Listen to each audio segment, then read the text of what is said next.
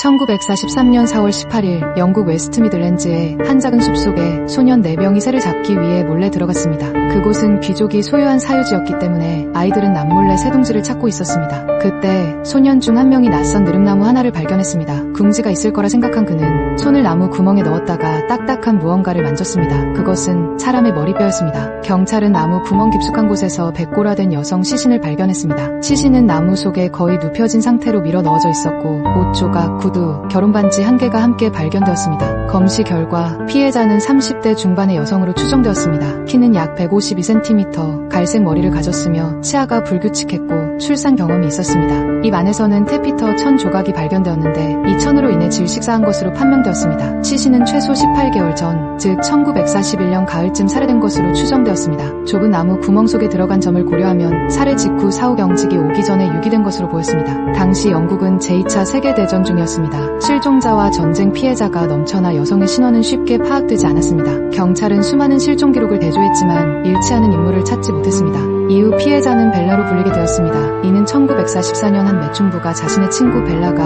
3년 전 실종됐다고 진술한 데서 비롯된 이름입니다. 이 무렵부터 사건 현장 인근에 의문의 낙서가 등장하기 시작했습니다. 웨스트 미들랜드 주도인 버밍엄의 한 건물 벽에 흰색 분필로 쓰여있던 낙서, 7.6cm 크기의 영어 대문자로 또박또박 적힌 한 문장, Who put Bella in the wych elm? 누가 느릅나무 속에 벨라를 넣었는가? 낙서는 1970년대 이후에도 계속 발견되었으며 심지어 1999년에도 같은 문구가 새겨져 있었습니다. 그러나 낙서를 남긴 인물 역시 밝혀지지 않았습니다. 1945년 런던 유니버시티 칼리지의 인류학자 머리 교수마저 죽은 여성이 흑마술의 희생양으로 사용됐다며 주장했습니다. 마녀의 몸을 속이 빈 나무에 넣어 영혼을 가두는 의식 도중 살해됐다는 주장이었습니다. 누릅나무 근처에서 발견된 시신의 백골이 된 잘린 한쪽 손 때문이었죠. 수사 과정에선 여러 가설이 제기되었습니다. 벨라가 독일의 스파이였다는 설, 또는 네덜란드 출신의 첩보원이었다는 설이 있었습니다. 냉전이 한창이던 1950년대에는 나치 스파이 가설이 힘을 받았습니다. 영국 케임브리지셔주의 낙하산을 타고 내려오다 체포된 게슈타포 요제프 제이콥스의 연인이자